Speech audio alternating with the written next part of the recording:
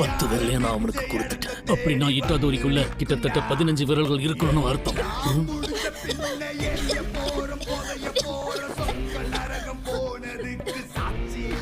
இன்னும் உயிரோட தான் இருக்கீங்களா? என் நேரத்தை வீணடிக்காதீங்க.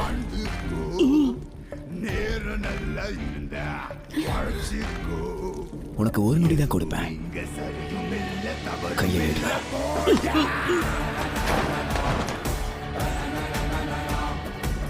சுக்குனா எழுந்து வந்துட்டாரு.